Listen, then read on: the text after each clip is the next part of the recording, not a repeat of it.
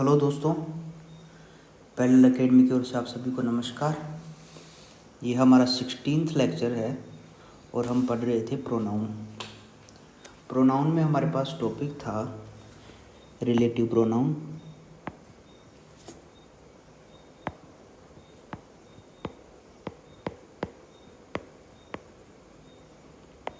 और इसके हम यूजेस पढ़ रहे थे।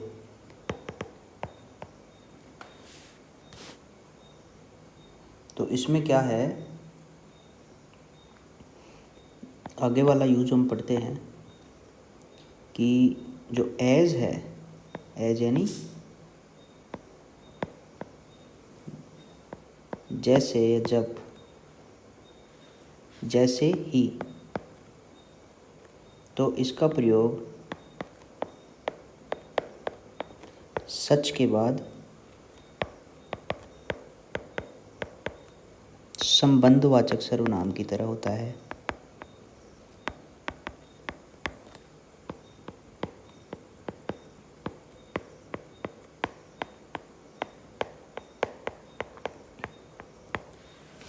ये जो एज है, ये हमने इससे पहले पढ़ लिया था हु, विच,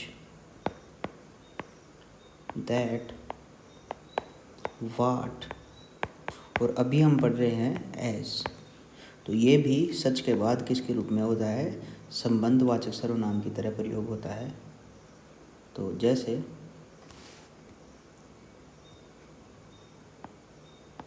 दीज मैंगोज, यानी ये आम, आर नोट सच एज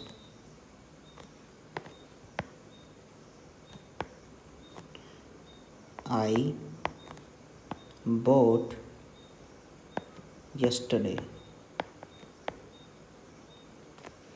इसका हिंदी में होगा कि ये आम नोट सच है, यानी वैसे नहीं है जैसे मैंने yesterday यानी कल खरीदे थे।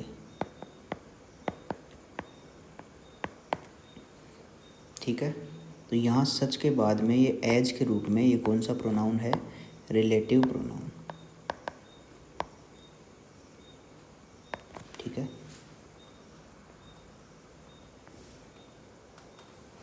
इसके बाद में एज है वो इसके साथ सच के साथ प्रयोग हुआ है, तो एक सेम के साथ भी प्रयुक्त होता है। सेम के बाद क्या बनता है? Relative pronoun.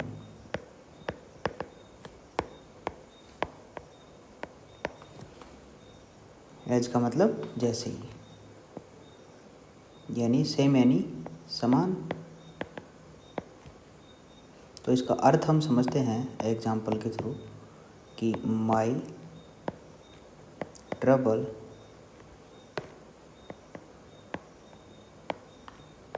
Is the same as yours, यानी मेरी, माई यानी मेरी, ट्रबल यानी परेशानी, is the same as yours. Same as का मतलब हुआ, ये योर्स का मतलब है तुम्हारी तरह ही है, यानी तरह ही या जैसे ही। ठीक है, या फिर कह सकते हैं समान ही। तो इसका अर्थ हुआ इसमें ही। सेम का मतलब समान, और सच का मतलब जैसे, और एज का मतलब ही। ठीक है,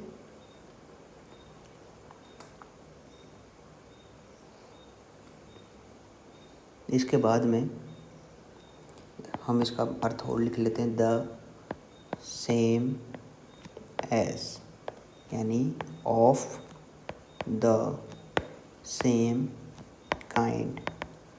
काइंड का मतलब प्रकार, यानी समान प्रकार का।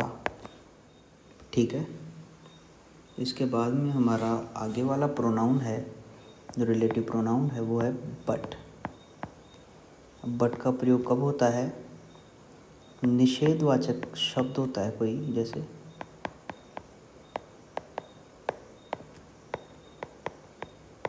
जिसमें कोई चीज़ को मना किया जाता है, जैसे नो, नन,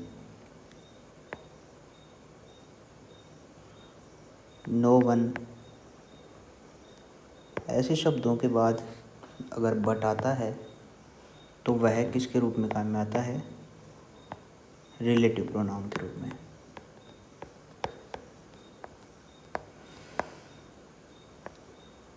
ठीक है, एग्जाम्पल है इसका, देयर इज नो मैन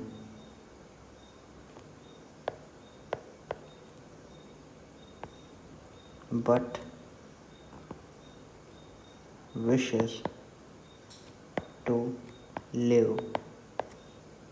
इसमें नो आ रहा है और नो के बाद में बट का यूज़ हुआ है, इसलिए यह क्या है? रिलेटिव प्रोनाउन है। ठीक है, आगे है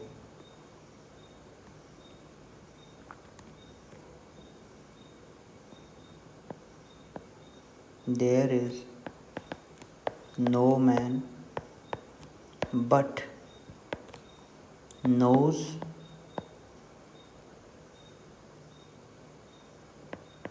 थिंग्स। अब यहाँ पर जो बट है उसका मतलब हुआ हु डज नॉट,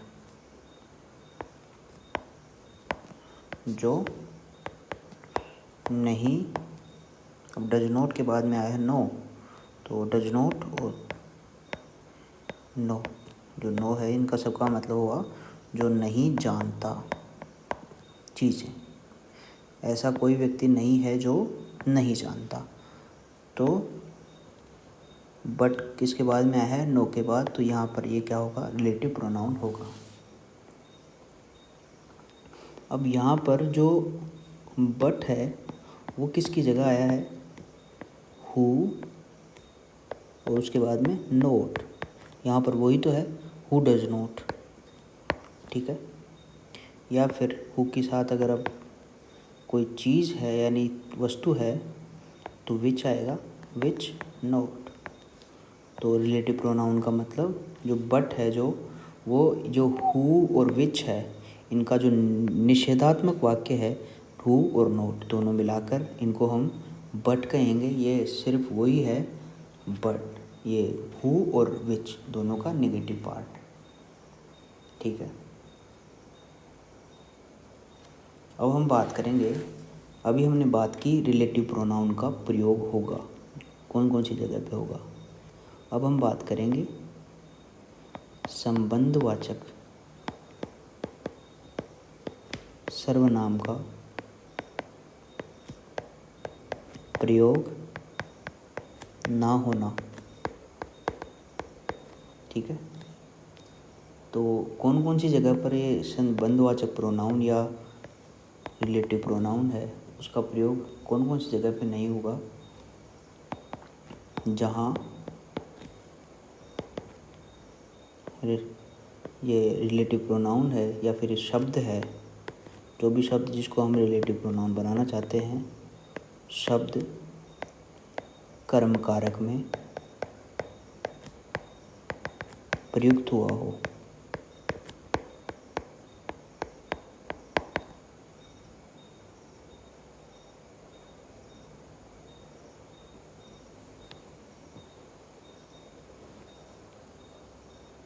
जैसे I am monarch of all I survey. ठीक है, अब यहाँ पर जो मोनार्च है वो कर्म कारक के रूप में प्रयुक्त हुआ है, इसलिए यहाँ पर जो दैट है उसके बाद में ये यहाँ पर दैट या और भी कोई जो सर्वनाम है उनका यूज़ यहाँ पर नहीं हुआ है। तो ऐसे शब्दों में जहाँ पर जो वो शब्द है वो कर्म कारक के रूप में यूज़ होता है, वहाँ पर संबंधवाचक सर्वनाम का प्रयोग नहीं होता है। ठीक है। और कुछ काव्यों में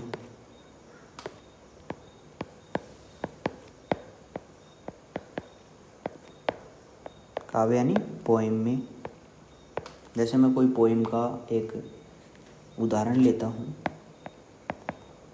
आई हैव ए ब्रदर। अब यहाँ पर कोई सर्वनाम आना चाहिए था तो नहीं आया है। I have a brother is condemned to die, यानी आई हैव ए ब्रदर ये किसी को पोइम का अंश है, तो उसमें जो लेखक है उसके जो भाई है उसको मरने के लिए उसको दोषी ठहरा गया है। इसलिए यहाँ पर जो बीच में जो काव्य है उसके बीच में दैट या विच या हु इनमें से किसी का भी प्रयोग नहीं हुआ है। ठीक है। और कोई भी जैसे अपवाद हैं, अपवाद तो मिलेंगे, तो वहाँ पर इनका जो रिलेटिव सर्वनाम है, रिलेटिव प्रोनाउन है, उनका यूज़ नहीं होगा। ठीक है। अब हम पढ़ेंगे ये सर्वनाम है उसका कंपाउंड हम अगर बना लें, किसी और शब्द को जोड़कर हम एक कंपाउंड रिलेटिव सर्वनाम बना लें, वैसे शब्दों को हम देखेंगे। तो कंपाउंड रिलेटिव प्रोनाउन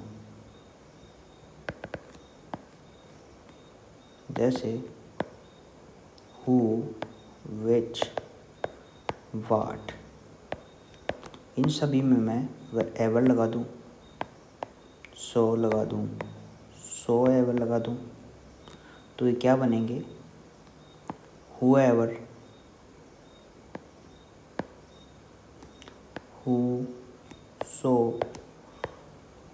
whosoever,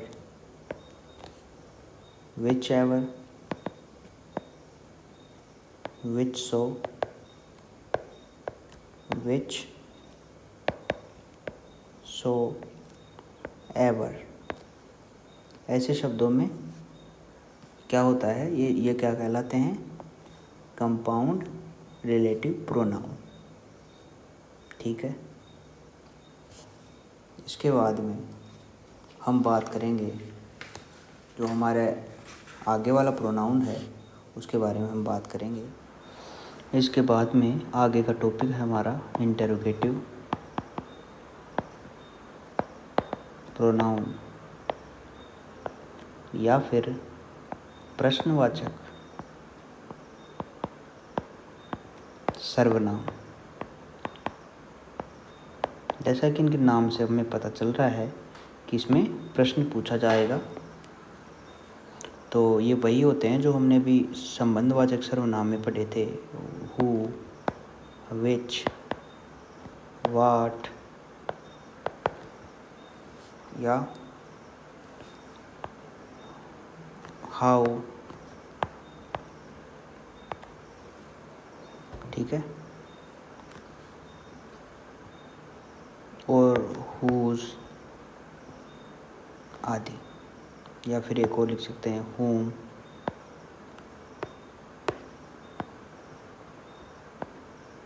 तो इनमें क्या होता है, जैसे हमने पहले लिखा था जो हु था, तो हु का जब हम संबंधवाचक सर्वनाम लेते हैं और ये है प्रश्न, तो संबंधवाचक को मैं संबंध लिख रहा हूँ, प्रश्नवाचक को प्रश्न लिख रहा हूँ। तो हु का मतलब होता है जो, और यहाँ पर प्रश्न पूछने में क्या आता है? कौन। और विच में क्या होता है? जिसका, जो। ठीक है। तो इसमें क्या होगा, इसका मतलब क्या होगा? कौन।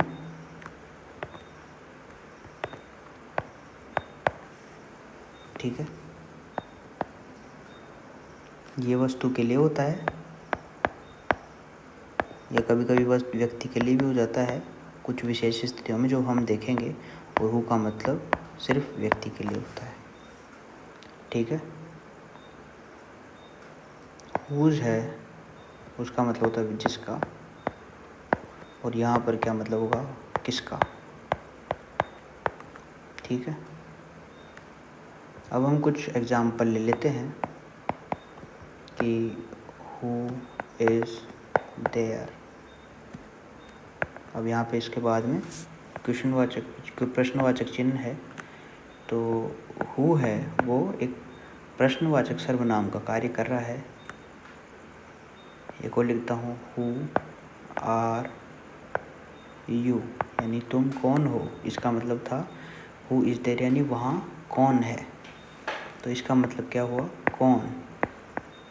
जबकि हमारे पहले जो सेंटेंस थे तो उनमें क्या आता था, जो। उसका मतलब आता था जो, हु का। और लिखता हूँ मैं विच के लिए, which is the house.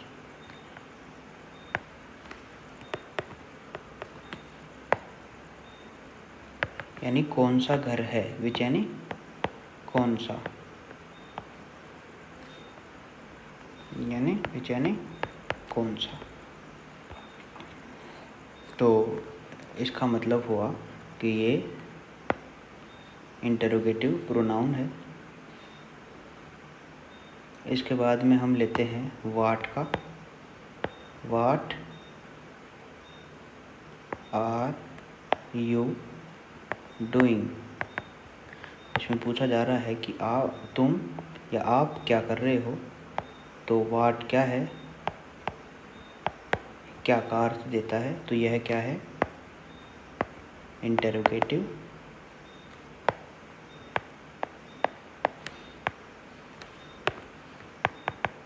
Sentence, जो सेंटेंस नहीं, प्रोनाउन।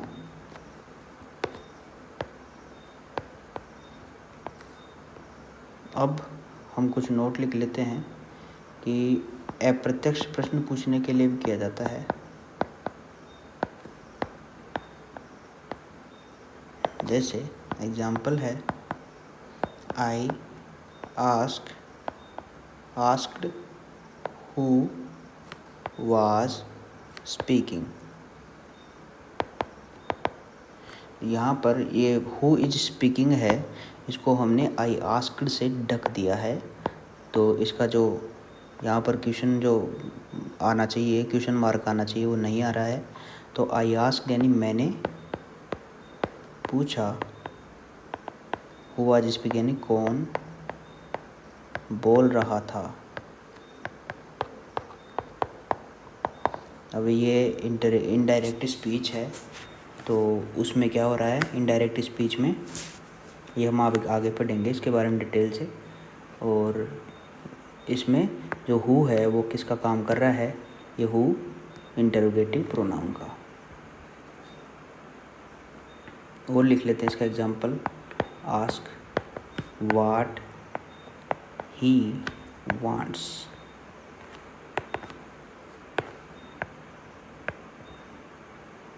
यानी आस्क यानी पूछो, वह क्या, ही यानी वह क्या चाहता है।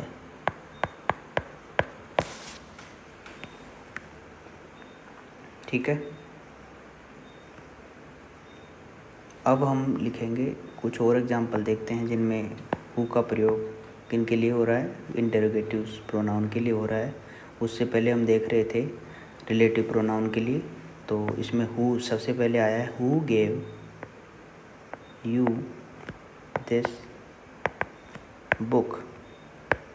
यानी तुम्हें यह पुस्तक किसने, हु यानी अब यहाँ पे क्या है, किसने दी। गेव यानी दी, तुम्हें, दिस यानी यह है, बुक यानी पुस्तक।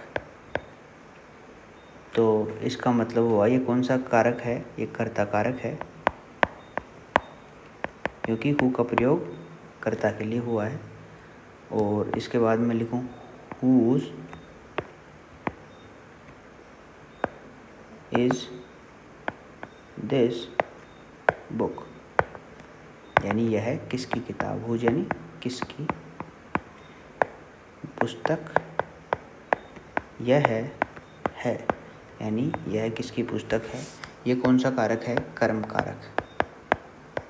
ठीक है, तो यह पुस्तक किसकी है, तो यह कर्म के रूप में काम में आ रहा है। और दिस बुक है वो है नॉमिनेटिव यानी कर्ता।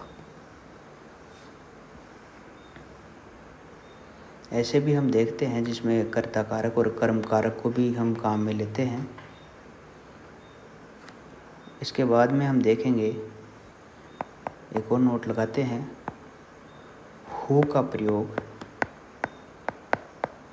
केवल व्यक्तियों के लिए होता है। ये हम नोट लगा के लिख सकते हैं।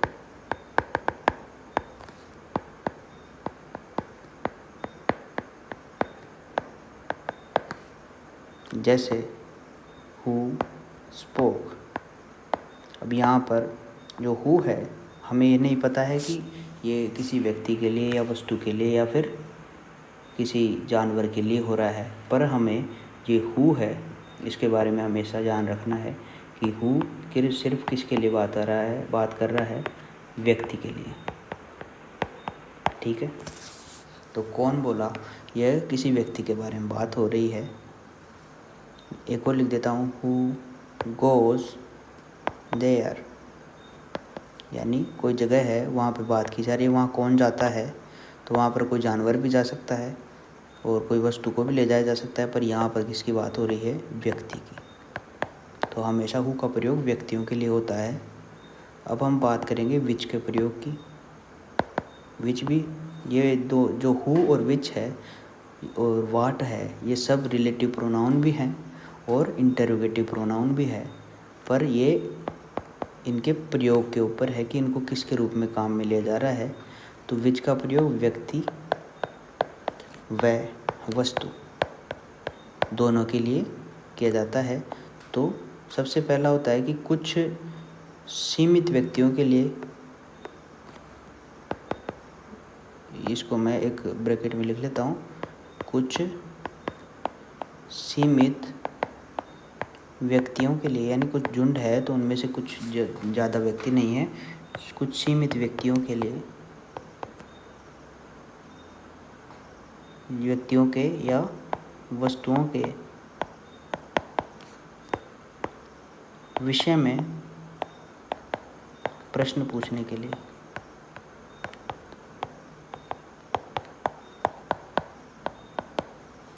जैसे विच इज़ योर फ्रेंड, तो यहाँ पर विच का मतलब कौन नहीं है, इसका मतलब है कौन सा। तो कुछ लोग खड़े हुए हैं यहाँ पर, तो इनमें से तुम्हारा जो दोस्त है वो कौन सा है, तो उसके लिए हमारे पास विच का प्रयोग हुआ है। और इसके बाद में एक और लेता हूँ कि विच विल यू टेक। यहाँ पर कोई व्यक्ति भी हो सकता है, जैसे कोई गेम में, इसका मतलब बता देता हूँ पहले, कौन सा तुम लोगे। ये विल है, ये इसके साथ मिलकर एक फ्यूचर टेंस बनाएंगे। तो यहाँ पे जैसे कोई गेम खेल रहे हैं तो उनमें टीम बनाई जा रही है, तो कप्तान से अगर पूछा जा रहा है कि कौन सा तुम प्लेयर लोगे, तो वहाँ पर ये व्यक्ति के रूप में भी वो काम में आ सकता है। और कोई वस्तु को अगर आप लेना चाह रहे हैं, कुछ वस्तुओं में से एक वस्तु चुनना हो, तो उसमें भी विच का प्रयोग हो रखा है। ठीक है, अब हम बात करेंगे कि जो वाट है, अभी हमने बात की विच की, हु की, और अब हम बात करेंगे वाट की। वाट का प्रयोग केवल वस्तुओं के लिए। ठीक है, वाट हैव यू फाउंड। अब हमें ये पता नहीं है किसके बारे में बात हो रही है, पर हम ये नियम जानते हैं, तो यहाँ पर कोई वस्तु की बात हो रही है। ठीक है। What did you say, यानी तुम क्या कहोगे। तो ये किसके बारे में बात हो रही है, कोई बात से यानी कहना। तो कहने के बारे में हो रहा है, तो कहना एक, उसको हम व्यक्ति के रूप में नहीं आ सकते, वो कोई वस्तु है, तो वहाँ पर वाट का यूज़ होगा। ठीक है। तो इसके बाद में हम लेंगे कुछ शब्द लेंगे, जैसे वाट आर यू। अब इसमें आप ये कहेंगे कि ये सेंटेंस गलत है, पर ये गलत नहीं है। इसमें उसके जो व्यक्ति है उसके बारे में बात की जा रही है। यू यानी तुम, तो तुम क्या हो, तो उसके व्यवसाय के बारे में बात की जा रही है। तो वाट इज़ ही, इसमें भी क्या बता रहा है, किसी व्यवसाय या नौकरी के बारे में बात की जा रही है, ना कि यह सेंटेंस गलत है। ठीक है। तो इसका आंसर होगा, जैसे वाट आर यू का हम आंसर देंगे तो वो देंगे I am a doctor, I am a lawyer, I am a engineer, ऐसा कुछ लिख देंगे। ठीक है। और अगर हम ये बात करेंगे हु इज़ ही या फिर हु आर यू, तो इसमें हमारे नेम और फैमिली उसके बारे में प्रश्न पूछा जा रहा है, और इस वाट में हमारे पास व्यवसाय या नौकरी का प्रश्न आ रहा है। अब हम ये देखेंगे कि विच और वाट का प्रयोग, या ओब्लिक हटा देते हैं, या वह वाट का प्रयोग प्रश्नवाचक विशेषण में भी होता है, जो हमने पहले पढ़ लिया है।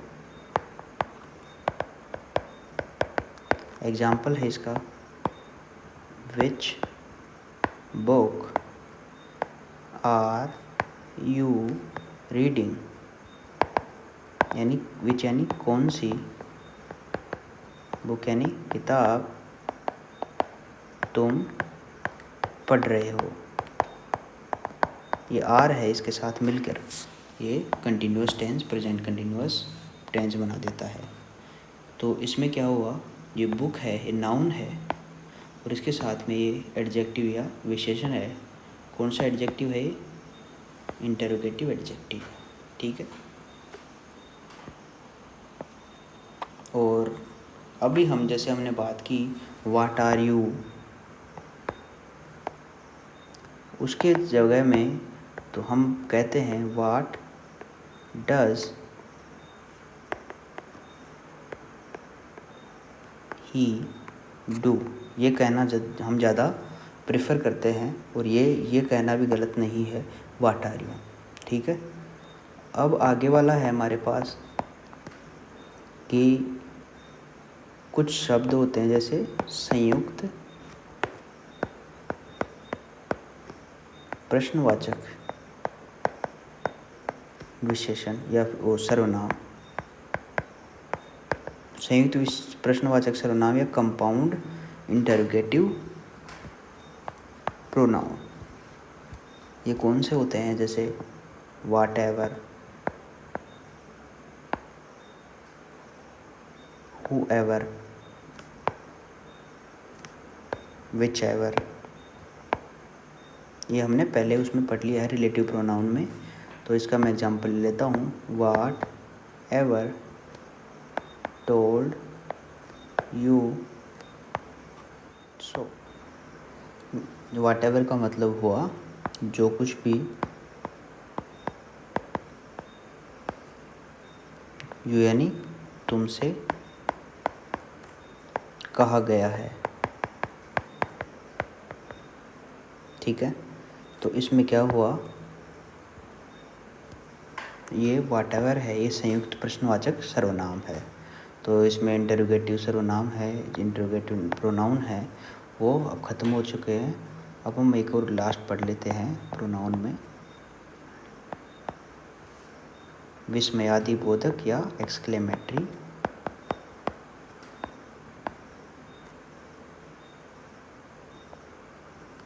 ये विशेषण में भी आया था।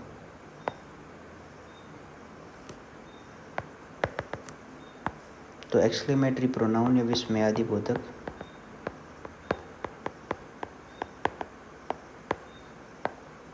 सर्वनाम,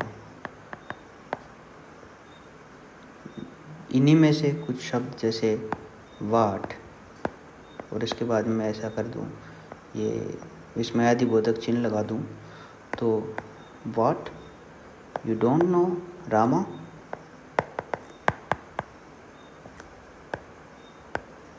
अगर कोई ऐसा कहे कि what you don't know Rama, तो इसका मतलब ये है कि जो ये वाट है, इसके ये है विस्मयादि बोधक सर्वनाम, कि उसे अचरज हो रहा है कि वो राम को नहीं जानता।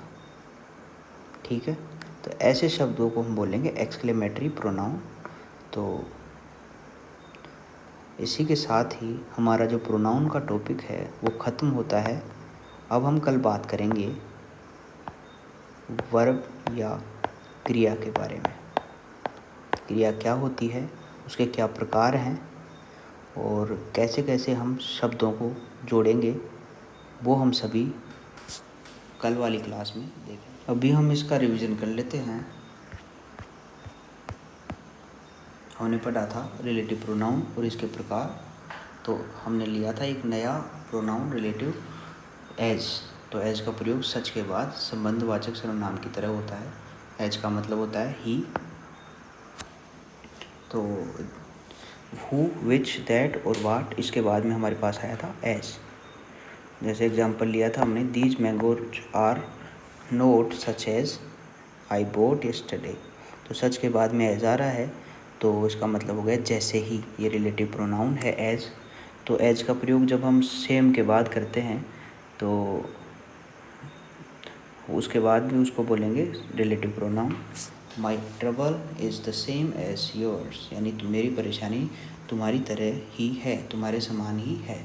तो द सेम एज का मतलब हुआ समान प्रकार का, ऑफ द सेम काइंड। अब आएगा बट। बट का प्रयोग निषेधात्मक या निषेधवाचक शब्द इनके बाद हो तो यह रिलेटिव प्रोनाउन कहलाता है। वैसे यह कंजंक्शन है, तो इसका जब हम नो, नन, नो वन के बाद यूज़ करते हैं तो रिलेटिव प्रोनाउन बन जाता है। जैसे there is no man but wishes to live, इसमें बट है जो नो के बाद में आ रहा है। दूसरा एग्जाम्पल है, there is no man but knows things. तो यहाँ पर जो नो है वो फिर बट के बाद में आ रहा है, तो यह रिलेटिव प्रोनाउन है। बट का मतलब यहाँ हो रहा है जो नहीं करता, हु डज नॉट। तो यहाँ बट का मतलब हु और नोट के संबंध में आ रहा है, या विच और नोट के संबंध में आ रहा है। तो हु और वो विच दोनों का निगेटिव है, वो बट है, जो कि सच वो नो या नो वन या नन के बाद में आ रहा है। अब संबंधवाचक प्रोनाउन का प्रयोग कब कब नहीं होता, जहाँ शब्द जो भी शब्द है, जो संबंधवाचक सर्वनाम जिनको हम बनाना चाहते हैं, वो कर्म कारक के रूप में प्रयुक्त हुआ हो। यहाँ पे जो कर्ता है या कर्म है, तो I am monarch of all I survey. ठीक है, इसमें ये बीच में दोनों के बीच में दैट या वाट या विच, इनमें से कुछ आना चाहिए था, पर ये कुछ भी नहीं आया है। अब कुछ काव्य में, पोइम में, वहाँ पर भी ये कुछ नहीं आता है, कोई भी सर्वनाम का यूज़ नहीं होता है। I have a brother is condemned to die, यानी मेरा एक भाई है जो मरने के लिए छोड़ दिया गया है या फिर दोषी पाया गया है और अक्यूज पाया गया है। तो कंपाउंड रिलेटिव प्रोनाउन इसके बाद आता है हु, विच और वाट इनके बाद में अगर हम ये एवर, सो एवर लगा देते हैं तो वो ये बन जाते हैं who ever, who so ever, which ever, which so ever. अब आता है हमारे पास इंटरोगेटिव प्रोनाउन, यानी प्रश्नवाचक सर्वनाम। Who, which, what, how, whose, whom आदि शब्दों को हम प्रश्नवाचक सर्वनाम की श्रेणी में लाते हैं। तो हु है और विच है जो हम पहले पढ़ चुके हैं। तो संबंधवाचक सर्वनाम में हम क्या पढ़ते हैं कि इनको दो, हु को तो जो और विच है उसको जिसका या जो ये काम में लिया जाता है। और प्रश्नवाचक में हु का मतलब होता है कौन, विच का मतलब होता है कौन सा। और हु व्यक्ति के लिए होता है और विच है वो वस्तु और व्यक्ति दोनों के लिए होता है। अब हुज है वो एक ये वाला केस है जिसका जो संबंधवाचक में आएगा जिसका, और प्रश्नवाचक में आएगा किसका। एग्जाम्पल है इसका हु इज़ देयर, यानी वहाँ कौन है। और विच, ये हु आर यू, इसमें क्या आएगा कौन, दोनों में कौन इसका अर्थ निकलेगा। और पहले वाले में जो रिलेटिव प्रोनाउन था उसमें जो अर्थ निकलता था। विच है, विच इज़ द हाउस, तो इसमें कौन सा आएगा। तो इसके बाद में व्हाट आर यू डूइंग, यहाँ पर क्या है, तो ये दोनों इंटरोगेटिव प्रोनाउन है। व्हाट आर यू डूइंग यानी आप क्या कर रहे हो या तुम क्या कर रहे हो। अगर कोई अप्रत्यक्ष प्रश्न पूछता है तो उसमें भी हु अगर आता है तो, या फिर विच या व्हाट आता है तो वो ये प्रोनाउन कौन सा होते हैं, इंटरोगेटिव प्रोनाउन। तो एग्जाम्पल है इसका I asked who was speaking, यानी मैंने पूछा कौन बोल रहा है। तो हु ये इंटरोगेटिव प्रोनाउन है। आस्क व्हाट ही वांट्स, यानी पूछो वह क्या चाहता है। आगे है who gave you this book, यानी तुम्हें ये बुक जो है दो पुस्तक है वो किसने दी। इसमें एक कर्ता कारक है हु। और हुज इज़ दिस बुक, यानी यह किसकी किताब है, तो यह कर्म कारक है। एक स्टार लगा के लिखते हैं कि हु का प्रयोग केवल व्यक्तियों के लिए होता है। हु स्पोक यानी कौन बोला, तो ये व्यक्ति के लिए है। हु गोज़ देयर, यानी वहाँ कौन जाता है, तो ये व्यक्ति के लिए है। विच है, वहाँ पर व्यक्ति और वस्तु दोनों काम में लेते हैं। तो कुछ सीमित व्यक्तियों और वस्तुओं के विषय में प्रश्न पूछने के लिए विच का प्रयोग किया जाता है। और विच इज़ योर फ्रेंड, यहाँ पर कौन सा तुम्हारा दोस्त है। यहाँ पर लोगों के बारे में बात की जा रही है, कुछ लोग जो सीमित व्यक्ति हैं उनमें से तुम्हारा दोस्त कौन है। विच विल यू टेक, यानी कौन सा तुम लोगे, तो यहाँ पर व्यक्ति भी हो सकता है और वस्तु भी हो सकती है। अब वाट का प्रयोग केवल वस्तुओं के लिए होता है। वाट हैव यू फाउंड, यानी तुमने क्या पाया, तो ये वस्तु है। वाट डिड यू से, यानी तुम क्या कहना चाहते हो, वो तुमने क्या कहा। वाट डिड यू से, यानी तुमने क्या कहा, तो इसमें वाट का प्रयोग हुआ है, वो इंटरोगेटिव प्रोनाउन है। वाट आर यू, यानी तुम क्या हो, तो इसमें व्यवसाय या नौकरी के बारे में बात की जा रही है। और वाट इज ही, यह भी व्यवसाय या नौकरी के बारे में बात की जा रही है। अब अगर हम हु इज ही लेते हैं तो वो नेम किसका बारे में, खुद के बारे में और फैमिली के बारे में पूछता है। अब विच और वाट का प्रयोग प्रश्नवाचक विशेषण में भी होता है, जो हमने पहले भी पढ़ा है। Which book are you reading, यानी कौन सी किताब तुम पढ़ रहे हो, तो ये विच है वो एडजेक्टिव है और बुक है वो नाउन है। अब वाट आर यू, ये हमने पहले पढ़ा, तो इसका मतलब होता है वाट डज ही डू, यानी वह क्या करता है। एक आता है संयुक्त प्रश्नवाचक सर्वनाम whatever, whoever, whichever. तो whatever told you so, यानी जो कुछ भी तुमसे कहा गया है, यानी क्या कहा गया है वो उसके बारे में बताइए, तो वहाँ पर वाट एवर का यूज हुआ है। अब आया है एक्सक्लेमेटरी प्रोनाउन, जिसमें विस्मयादिबोधक सर्वनाम आता है, जिसमें हमने एग्जाम्पल लिया था what you don't know Rama. तो यहाँ पर एक विचित्र बात हो गई है कि तुम राम के बारे में नहीं जानते। तो जो सामने वाला व्यक्ति जो प्रश्न पूछ रहा है, प्रश्न कह रहा है उसके बारे में, तो वह चकित है कि वो राम के बारे में नहीं जानता। अब हम कल पढ़ेंगे वर्ब के बारे में। तो कल अब तक जो भी पढ़ा उसको रिवाइज करते रहिए। और तब तक के लिए धन्यवाद। मिलते हैं आपसे अगली क्लास में।